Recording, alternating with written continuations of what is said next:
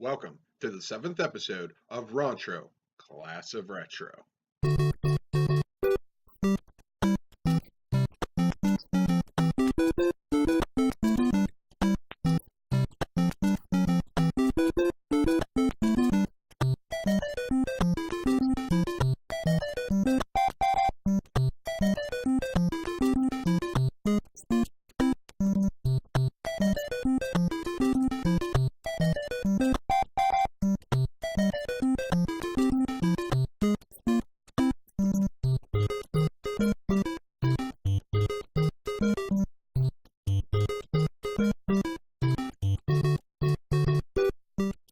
Hello everyone, and welcome to another episode. Today we are reviewing Super Mario Bros. For the Nintendo Entertainment System. Hey, Rontro, what's going on? What are you, and why are you here? I'm clearly a one-up mushroom, and I'm here to help you review, because you are dying out here. Really? You're here to help me review? Dude, I've been doing this for a little bit.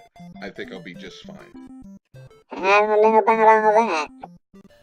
Super Mario Bros. Was released on the Famicom in Japan September 13th, 1985. It was brought out on the Nintendo Entertainment System in 1985, and then in Europe May 15th, 1987. It was also released in Australia in 1987. Do you think anyone really cares about all this information? Listen, if you're here to help, help. Don't be a jerk. Alright, I'm sorry. This game was developed and published by Nintendo.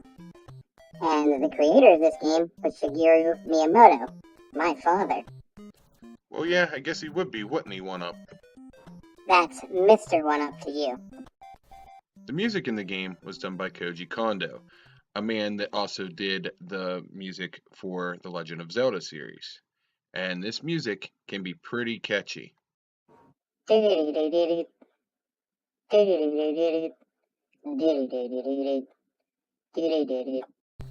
Alright, I think that's enough. We don't need to hear you sing. You're no fun.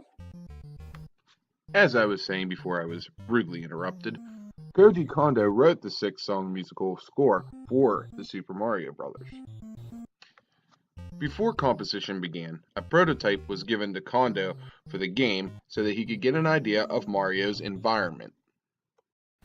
With the help of small pianos, Kondo wrote the score.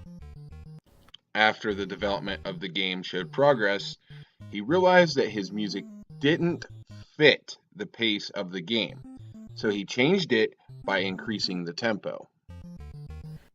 The music was further adjusted later on based on expectations of Nintendo playtesters. You know, you should tell them what purpose I serve in the game. What purpose you serve in the game? Anybody that's played Mario knows that you provide an extra life. Says the guy that didn't realize I was a one-up mushroom about 3 minutes ago. You know what? You're really beginning to annoy me. Super Mario Bros. Received favorable reviews and further popularized the side-scrolling subgenre of the already popular platform video game. This led to many sequels that built upon the same basic premise. Altogether, excluding Game Boy Advance and Virtual Console sales, the game sold 40.24 million copies, making it the best-selling video game in the Mario series, and at one time the best-selling video game, eventually dethroned by Wii Sports. Seriously? The record was broken by Wii Sports? Super Mario Bros. Is a way better game than Wii Sports. For once, I might have to agree with you, Shroomy. Please, don't ever call me Shroomy again. Super Mario Bros. Was succeeded by 2 separate sequels that were produced for different markets. A Japanese sequel, which featured the same game format as the original, and then a Western sequel that was localized from an originally unrelated game titled Yumi Kojo Doki Doki Panic. In both cases, the games are titled Super Mario Bros. 2, causing both games to be re-released in different countries with different titles. Wake up. Alright, I'm up. Seriously, man. You said you were here to help me review, and now you're sleeping. I'm sorry, I can't help it. You're just so darn boring. Well, if I'm that boring, then please, see your way out. So the gameplay in this game is pretty straightforward. You go around stomping on enemies, you hit bricks and question blocks with your fist. Yes, I said your fist, not your head. You would go through the game collecting coins, which, when you got 100 of them, you would get an extra life. You could get them by collecting ones that were on the stage, you could find them in question mark blocks, and you could also find them in bricks where there would be multiple coins. You could also find power-ups throughout the game, like the mushroom, which would make you grow tall, and you could get a fire flower, which would allow you to shoot fireballs. Don't forget, if you collect me, you'll get an extra life as well. As for the plot of the game, you play as Mario, Jumpman Mario, going through the 8 castles of the Mushroom Kingdom to try and save Princess Toadstool from the evil King Bowser. But in the first 7 castles, we are met by Toad, who informs us that our princess is in another castle. After you finally beat King Koopa at the end of the 8th castle, you finally save Princess Toadstool. So, there's quite a few memories I could share about this game, but there's one in particular that I'd really like to share.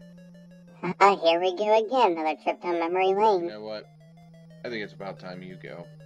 You've annoyed me for the last time. Wait, what are you doing? Go! Finally, some peace and quiet. Anyway, it was probably a couple years after the game came out, and my family went to church at the time. My grandmother was the Sunday school teacher, and she was having all of us over to the church for a sleepover. That night, we played Nintendo, and we were playing Super Mario Brothers. We took turns playing it, and we played for quite a while. We had a lot of fun playing. I would have to give this game a 10 out of 10. It is a perfect platformer and is just as much fun today as it was when it was first released. That does it for the review. If you'd like to leave a comment, suggestion, or a request for a review, please do so in the comment section below. Please give the video a thumbs up and subscribe to the channel.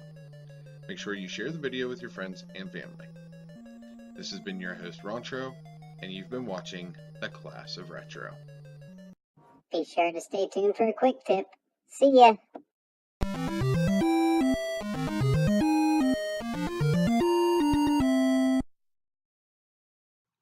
If you lose all your lives and want to continue, at the Game Over screen, press and hold the A button, then press Start at the title screen. If done correctly, you will start at the beginning of the world you died on.